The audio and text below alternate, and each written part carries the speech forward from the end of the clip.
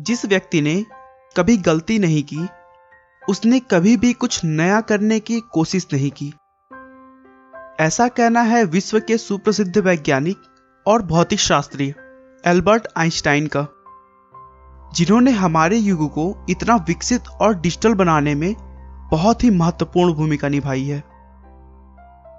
वह अपने सापेक्षता के सिद्धांत और द्रव्यमान ऊर्जा समीकरण के लिए विख्यात हैं। इस फार्मूले का उपयोग मुख्यतः एटॉमिक बम बनाने में किया जाता है, जिसके लिए उन्हें फिजिक्स के नोबेल पुरस्कार से भी सम्मानित किया गया था। दोस्तों, आइए हम उनके बचपन में चलकर उन्हें अच्छे से जानने की कोशिश करते हैं। आइंस्टाइन का जन्म 14 मार्च 1879 को जर्मनी के यूम शहर में हुआ था। उनके पिता का नाम हर्मन आइंस्टाइन था, जो कि एक इंजीनियर और सेल्समैन थे। जब आइंस्टाइन पैदा हुए थे, उस समय उनका सर उनकी शरीर के हिसाब से काफी बड़ा था। शुरू से ही वह अन्य छोटे बच्चों से अलग थे।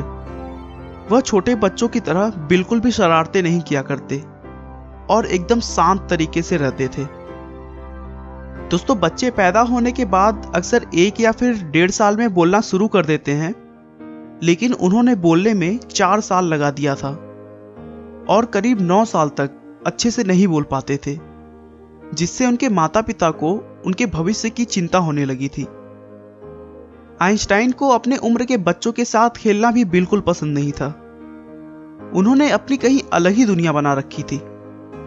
उन्हें हमेशा संडे का इंतजार रहता था, क्योंकि उनके पापा उन्हें हर संडे किसी शांत जगह पर घुमाने ले जाते थे और वहां बैठकर आइंस्टाइन पेड़ पौधों और इस ब्रह्मांड के बारे में सोचते रहते थे।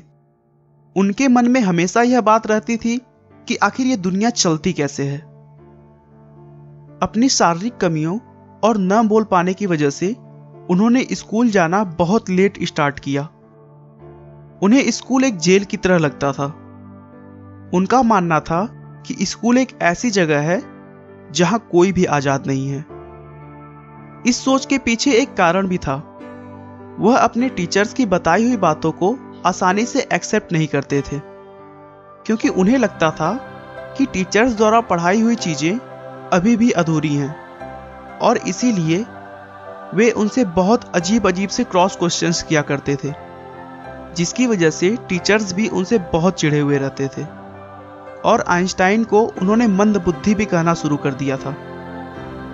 बार बार मंदबुद्धि कहने के कारण आइंस्टाइन को एहसास होने लगा कि मेरी बुद्धि अभी विकसित नहीं हुई है, और एक बार बात बात में उन्होंने अपने एक टीचर से पूछा कि सर, मैं अपनी बुद्धि का विकास कैसे कर सकता हूं। टीचर ने एक लाइन में कहा, अभ्यास ही सफलता का मूल मंत्र है।